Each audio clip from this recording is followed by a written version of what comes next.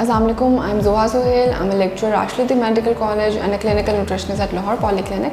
आज हम बात करेंगे बादाम के बारे में कि बादाम खाने से हमारी सेहत पर कैसे बेनिफिट्स मिल सकते हैं, हम किन किन बीमारियों से बच सकते हैं और इसको हम अपनी डाइट में किस तरह से शामिल कर सकते हैं। तो आज हम इसके बारे में बात करेंगे।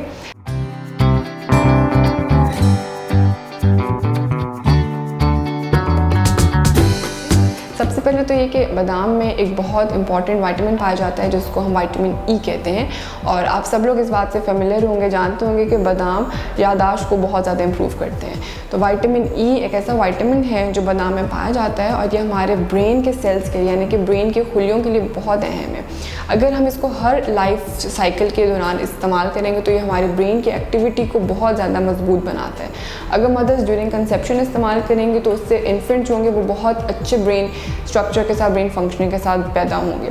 अगर हम बच्चों को ग्रोइंग एज में देंगे तो उनकी ब्रेन डेवलपमेंट बहुत अच्छी रहेगी और वो बहुत एक्टिवली हर काम करेंगे। इसके अलावा ओल्डर एज में जाकर बहुत से लोगों को डिमेंशिया, डर्मेटाइटिस वगैरह का इशू होना शुरू हो जाता है जिसमें उनकी याददाश्त कमज़ोर होना शुरू हो जाती है। तो अगर ऐसे पेशेंट्स को हम लोग बादाम रिकमेंड करेंगे तो उनका ये वाला मसला भी ख़त्म रहेगा। तो लिहाजा हर एज ग्रुप को, हर बंदे को बादाम जो है अपने यानी कि हर लाइफ के हर जगह पर इस्तेमाल करने चाहिए ताकि उनको इस तरह का जो मसला है, जो ब्रेन रिलेटेड डिसऑर्डर्स हैं, वो ना हो सके।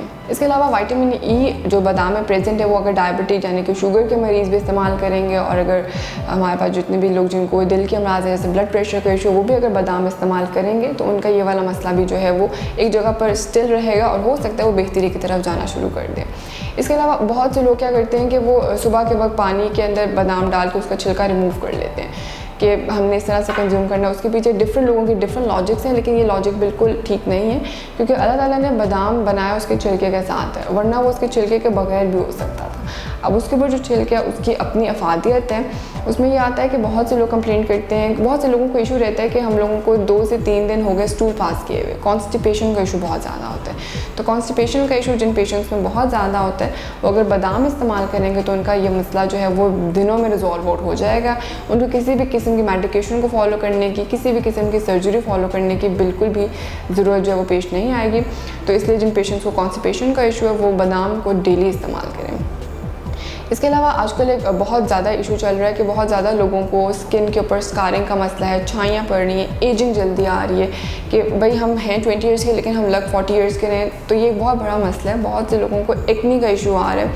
सीजनल चेंजेस भी हैं लेकिन डाइटरी प्रैक्टिसेस भी हमारी कुछ ऐसी होती हैं कि जिस वजह से स्किन के ऊपर डायरेक्ट रिएक्शन नज़र आना शुरू हो जाता है। तो हमारे पास इसके अंदर बादाम के अंदर एक बहुत इंपॉर्टेंट मिनरल मौजूद है जिसको हम जिंक कहते हैं। जिंक हमारे स्किन के जितने भी पुराने सेल्स हैं उनको रिमूव करता है और उनको नए सेल्स के साथ रिप्लेस कर देता है। तो बादाम एक्नी के पेशेंट्स जिनको स्कारिंग का इशू है वो भी अपनी डाइट में ज़रूर शामिल करें ताकि उनका ये मसला जो है वो ख़त्म रहे।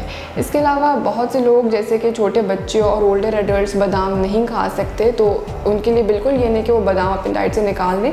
उनके लिए ये है कि वो उसको पाउडर फॉर्म में ले सकते हैं। अब पाउडर वो किसी भी जूस में डाल सकते हैं, किसी भी शेक में डाल सकते हैं, इवन अपने खाने के अंदर स्प्रिंकल कर सकते हैं, किसी भी फॉर्म में उस पाउडर को वो कंज्यूम कर सकते हैं, लेकिन उसका कंजम्पशन जो है उसको रेगुलर बनाएं और उसको बिल्कुल अवॉइड ना करें। इसके अलावा बहुत से हॉस्पिटल पेशेंट्स में जिनको खुराक की नाली लगी होती है जिसको हम एनजी फीड कहते हैं, उसमें ये होता है कि पेशेंट्स को बहुत ज़्यादा कॉन्स्टिपेशन का इशू हो जाता है।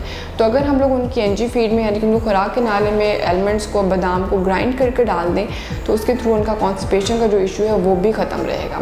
और जो लोग बादाम कंज्यूम कर सकते हैं उनको चाहिए कि वो इसका छिलका रिमूव किए बगैर इसको होल कंज्यूम करें क्योंकि इसका जो छिलका है उसके बहुत ज़्यादा हेल्थ बेनिफिट्स हम लोगों के सामने नज़र आते हैं।